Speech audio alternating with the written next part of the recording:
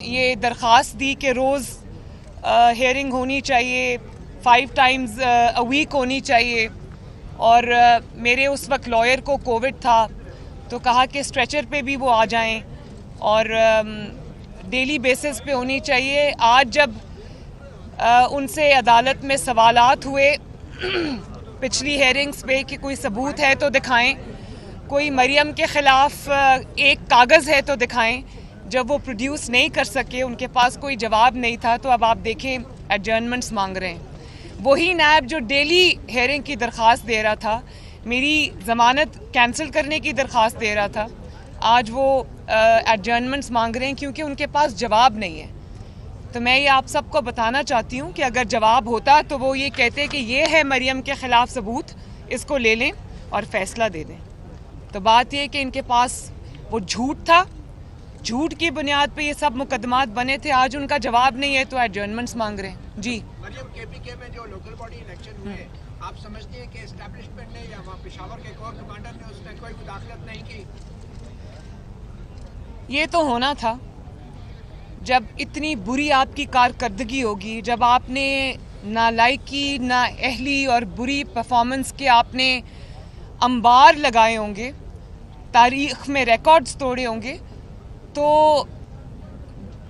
और लोगों की बात तो अलग, आपके एमएनएज एमपीएज आपके साथ नहीं खड़े होंगे। रोज़ रात को आप टॉक शोज देखें, जो पीटीआई के सिटिंग एमएनएज हैं, एमपीएज हैं, वो टीवी पर क्रिटिसाइज करते हैं अपनी गवर्नमेंट को। तो मैं तो ये समझती हूँ कि ये पीटीआई के जितने भी, अव्वल तो कोई मेरे ख्याल है टिकट लेने वाला नहीं रहेगा। पीटीआई का टिकट जो है वो रुसवाई का एक सिंबल है, तो एक तो टिकट लेने वाला कोई नहीं होगा, लेकिन जो भी जिनको और कहीं से टिकट नहीं मिलेगी और वो पीटीआई का टिकट लेकर जब अवाम में जाएंगे, तो मेरा एक मशवरा है उनको, और वो ये है कि हेलमेट पहन के जाएं अवाम में, क्योंकि अवाम गुस्से में भरी बैठी है। जो आपने अवाम के साथ पिछले 4 साल में किया है, जिस तरह आपने महंगाई में उनको पीस के रख दिया है, जिस तरह मतलब तारीखी नाअहली और नालायकी और नाकामी चाहिए नवाज शरीफ के दौर की 5.8% ग्रोथ को ज़ेरे ज़मीन लेके जाने के लिए, नवाज शरीफ दौर के 35 रुपये किलो आटे के 80 रुपये किलो पर लाने के लिए, और 50 रुपये किलो चीनी को 150 रुपये तक लाने के लिए, 100 रुपये डॉलर को 185 तक लेके जाने के लिए। कहर है अल्लाह ताला का, कोई खौफ है खुदा का। मतलब आपने लोगों की ज़िंदगियां अजाब कर दी। तो ये जो मुल्क भर से फैसले आ रहे हैं, मेरा ख्याल है ये पहली गवर्नमेंट है, और मेरा ख्याल नहीं है, मुझे यकीन है कि ये एक सिटिंग पहली गवर्नमेंट है जो एक के बाद एक ज़िमनी इंतखाब हारी है। ना सिर्फ हारी है बल्कि बहुत ही बुरी तरह हारी है। लाहौर में जो शाइस्ता परवेज़ साहिबा जिस बाई इलेक्शन में जीती हैं, उसमें तो ये लाहौर में सामना करने के काबिल भी नहीं थे, और एक टेक्निकल बहाने की बुनियाद पे इन्होंने इलेक्शन से फरार हासिल किया, क्योंकि इनको पता था कि लाहौर की गलियों में जब पीटीआई निकलेगी तो लाहौर के लोग बड़े सैवी हैं, वहाँ पर इनको हेलमेट्स पहन के जाना पड़ना था, तो वो बड़ा उन्होंने आफियत समझी कि टेक्निकल बहाना करके निकल जाएं। इसी तरह अभी खानेवाल का इलेक्शन हुआ है, और केपी में अपने घर में, जिसको ये अपना फोर्ट कहते थे, जिसको ये अपना घर कहते थे, उसमें इतनी शर्मनाक और बदतरीन शिकस्त। मेरा ख्याल है कि पाकिस्तान के शहर शहर, गली गली, महल्ले महल्ले से, हर सूबे से जो फैसले इमरान खान और पीटीआई के ख़िलाफ़ आए हैं, कोई इज़्ज़त वाला शख्स हो जिसने अवाम पर ये क़यामत तोड़ी हो, जो अवाम का मुजरिम हो, जिसके ख़िलाफ़ फैसले आ रहे हैं, कोई थोड़ी सी भी इज़्ज़त वाला शख्स हो तो वो खुदा हाफिज़ कहकर चला जाए। और मेरा ख्याल है कि आज ये बात बनती है कहनी कि इमरान खान को ये चाहिए कि अभी भी मौका है, इसके बाद शायद उनके लिए बहुत बुरा वक्त आने वाला है। अभी भी मौका है, अवाम की जान छोड़ दें, इज़्ज़त से जो थोड़ी बहुत रह गई है खुदा हाफिज़ करे, और कहें कि मैं नाकाम हो गया, मुझसे ये मुल्क अब नहीं चल रहा, मैं लोगों की तबाही का जिम्मेदार हूं। चीफ जस्टिस की कोर्ट में केस लगा हुआ था इमरान खान साहब की डिस्क्वालिफिकेशन, उसमें जो दरखास्त गुजार थे, पहले उन्होंने दरखास्त दायर की, बाद में वो पीटीआई में शामिल हो गए और उन्होंने दरखास्त दायर कर दी कि वो केस वापस लेना चाहते हैं। आज वो दरखास्त खारिज हो गई, उस पर आप क्या कहेंगे? मुझे उसमें इल्म नहीं है इस चीज़ का, और अगर वो ज़ाती नौयत का केस है तो मैं उस पर कुछ कहना नहीं चाहती।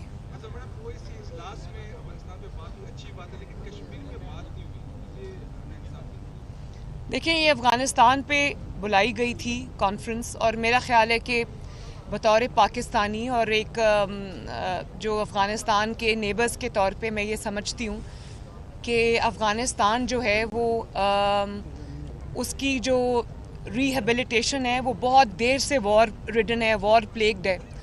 तो वो पूरी दुनिया की ज़िम्मेदारी है, सिर्फ खित्ते की ज़िम्मेदारी नहीं है, पूरी दुनिया की ज़िम्मेदारी है। वहाँ के लोगों ने बहुत सफ़र किया है, तो उनको रिहेबिलिटेट करने के लिए, उनकी मदद करने के लिए पूरी दुनिया को साथ आना पड़ेगा। और जहाँ तक कश्मीर की आपने बात की है, तो कश्मीर का जो मुकदमा है, जो कॉज है, वो बिल्कुल हमारी हम जो जैसे हम कहते हैं कि वो हमारी शहरग है, और हर मौके पे उसकी बात होनी भी चाहिए, उन मजालिम के ख़िलाफ़ आवाज़ भी उठानी चाहिए, और हम बिल्कुल उनके साथ हैं। जी,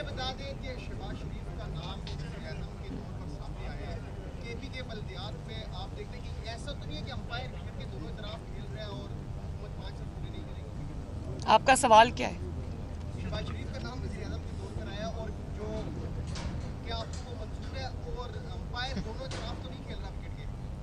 देखिए, शहबाज शरीफ साहब का मेरे से जो रिश्ता है वो एक बाप बेटी का है, लेकिन कतई नज़र इससे शहबाज शरीफ साहब पार्टी के प्रेसिडेंट हैं, हमारे प्रेसिडेंट हैं, और सीनियर मोस्ट हैं, फ्रंट रनर हैं।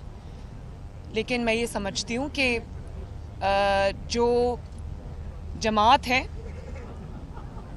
जब वक्त आएगा तो जमात फ़ैसला करेगी, लेकिन जमात ने अपना फ़ैसला जो है, ये परवेज़ रशीद साहब खड़े हैं, मेरे साथ मरियम औरंगज़ेब साहिबा खड़ी हैं, और मेरे पार्टी के जितने भी लोग खड़े हैं, इन्होंने इख्तियार जो है वो नवाज़ शरीफ साहब को दिया हुआ है। मैंने भी इख्तियार नवाज़ शरीफ साहब को दिया है फ़ैसले का, और शहबाज शरीफ साहब ने भी जो इख्तियार है वो नवाज़ शरीफ साहब को दिया है फ़ैसले का।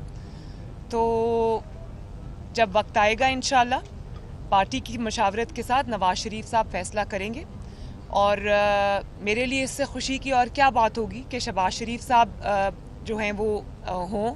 हम सब उनके पीछे खड़े होंगे, हम सब उनके साथ खड़े होंगे, हम उनकी सपोर्ट, उनका सहारा, उनका जो भी हमसे हो सका हम करेंगे। तो इससे ज़्यादा खुशी की और बात नहीं है, लेकिन वक्त आने पे फैसला इंशाअल्लाह ताला जमात करेगी मियाँ साहब की सरबराही में। जी, बात करें पंजाब की अगर बात इसके बाद आप करें, इसके बाद करें। जीत भी रहे हैं, लेकिन कल बल्दियात में केपी में मुस्लिम लीग नून की वो परफॉर्मेंस नहीं रही जो मौलाना ने दिखाई या दीगर जमातों ने। तो आप लोगों को नहीं लगता कि आपको केपी में काम करने की जरूरत? सबसे पहले तो मैं मौलाना साहब को, मौलाना फजलुर रहमान साहब को दिल की गहराइयों से KPK के इंतखाबात में इतनी शानदार परफॉर्मेंस पे मुबारकबाद देती हूँ, और मुझे बहुत खुशी हुई है कि उन्होंने बहुत ही अच्छा परफॉर्म किया है उनकी जमात ने KPK के इलेक्शंस में, और मुझे लगा कि ये हमारी फ़तह है। उनको देखा तो खुशी हुई। मेरी तरफ से JUIF को बहुत बहुत मुबारकबाद। जहाँ तक मुस्लिम लीग नून का ताल्लुक़ है, तो मुस्लिम लीग नून का हज़ारा में काफ़ी इन्फ्लुएंस है, और हज़ारा में एक उसमें इलेक्शन हुआ है अभी, उसमें बहुत अच्छा रिज़ल्ट आया है। लेकिन मेरा ख्याल है कि हज़ारा में या KPK में मुस्लिम लीग नून का वोट बैंक मौजूद है, और बहुत बड़ी तादाद में मौजूद है। मेरी ये ज़ाती ख्वाहिश भी है, और ये मैं अपनी जमात में भी ये कहूँगी कि हमें KPK को पूरी तवज्जो देनी चाहिए। KPK जिस अजाब से गुजरा है पिछले 11 साल में, इमरान खान की नाअहली की वजह से, नालायकी की वजह से, तो जो तरक्की KPK का हक थी, जिसमें वो सड़कें, मोटरवेज़ और चीज़ें, जो तरक्की के जितने भी मंसूबे थे जो KPK में बनने चाहिए थे, वो शायद इस नालायकी और नाअहली की नज़र हो गए। वो एक BRT है जो जिसके बारे में मशहूर है कि चलती कम है जलती ज़्यादा है। तो मेरा ख्याल है कि मैं KPK के अवाम को भी ये रिक्वेस्ट करूँगी कि तरक्की आपका हक है, तरक्याती मंसूबे आपका हक हैं, आप किसी सूबे से कम नहीं हैं।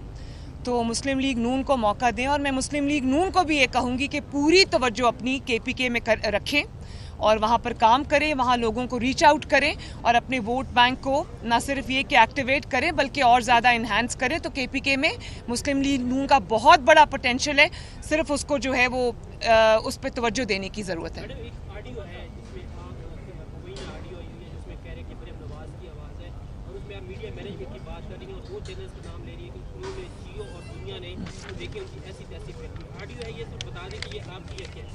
मैं इसका जवाब दे चुकी हूँ, मैं बिल्कुल इसका जवाब दे चुकी हूँ और क्लियरली दे चुकी हूँ। मैडम, केपीके में जो इलेक्शन हुए आप समझती हैं कि एस्टैब्लिशमेंट उसमें न्यूट्रल रही है? मैं देखें उसके रिजल्ट्स हैं, मैं उसके बारे में तो कुछ नहीं कह सकती, लेकिन मैं ये ज़रूर कह सकती हूँ कि जो इमरान खान की परफॉर्मेंस है उसको दुनिया की कोई ताकत सपोर्ट नहीं कर सकती। इमरान खान की जो परफॉर्मेंस है वो उसके बोझ तले खुद दब गया है और मेरा नहीं ख्याल कि इसके बाद उनका कोई सर्वाइवल है।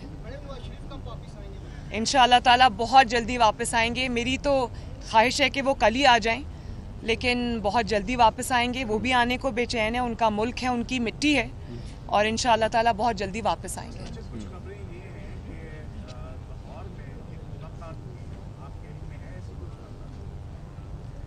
आप एक बहुत वेग सी बात कर रहे हैं,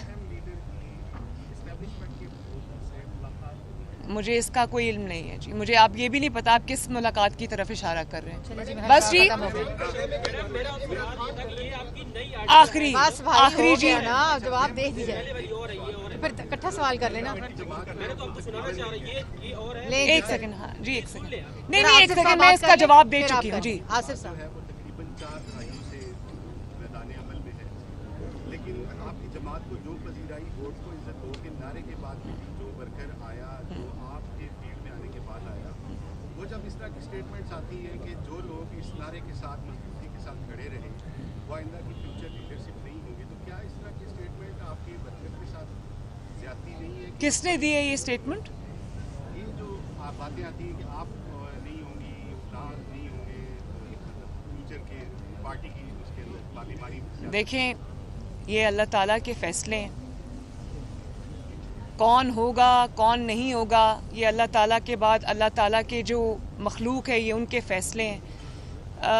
जिस किस्म के एक कभी मुशर्रफ हुआ करता था, मैं सिर्फ ये बात कह के अपनी बात ख़त्म करूँगी कि आपकी बात से मुझे याद आ गया कि एक मुशर्रफ होता था जो दोनों मुक्के कभी दिखाता था और कहता था नवाज शरीफ इज़ हिस्ट्री।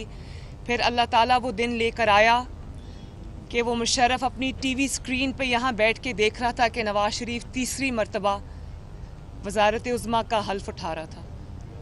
तो ताकत और पावर और इक़्तिदार एक ऐसी चीज़ है जिसने उस पर तकिया कर लिया, उसका फ्यूचर अच्छा नहीं है। तो ये तो अल्लाह ताला के फ़ैसले और अवाम के फ़ैसले हैं, ये कोई स्टेटमेंट नहीं है, ये किसी का और का फ़ैसला नहीं है। वो जो चाहेगा वही होता है।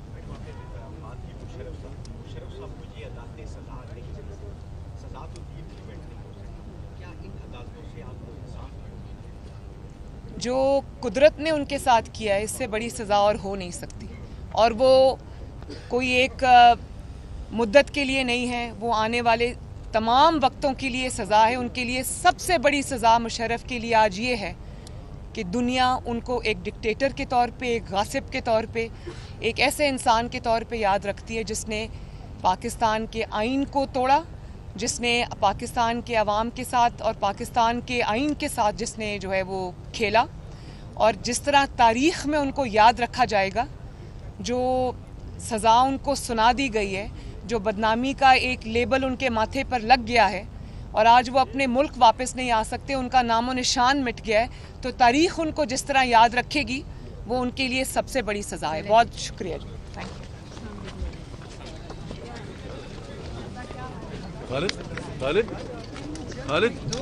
खालिद YouTube पर गूगली न्यूज देखने के लिए youtube.com की सर्च बार में गूगली न्यूज टीवी टाइप करें। गूगली न्यूज के पेज पर सुर्ख रंग के सब्सक्रिप्शन वाले बटन पर क्लिक करना ना भूलिए। YouTube पेज पर अपलोड होने वाली वीडियो से बाखबर रहने के लिए बेल आइकन पर क्लिक कीजिए। आपको हर नई वीडियो के बारे में नोटिफिकेशन मौसूल हो जाएगा।